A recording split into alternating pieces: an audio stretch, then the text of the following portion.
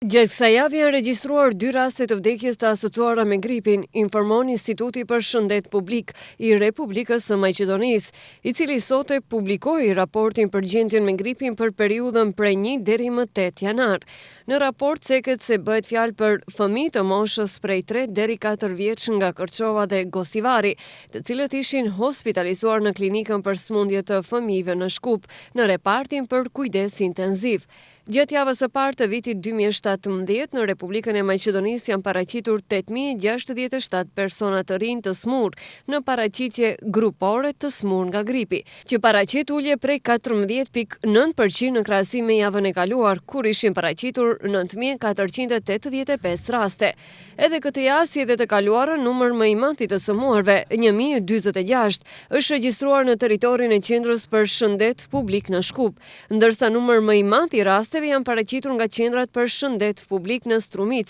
Manastir dhe njësia rajonale Kavadar. Si edhe javën e kaluar, në javën e parë të vitit të 2017, numër më i madh të sëmurëve, përkatësisht 70.4%, e të gjitha rasteve janë paraqitur në grupin më të madh të moshës prej 15 deri në moshën 64 vjeç, që paraqit rritje lehtë e pjesëmarrjes procentuale nga java paraprake 65%. Në krahasim me javën paraprake, numri i rasteve të regjistruara tek fëmijët e moshës prej 5 deri në 14 vjeç, pothuajse 2 fish është paksuar, qëndron në raportin e Institutit për Shëndet Publik të Republikës së Maqedonisë.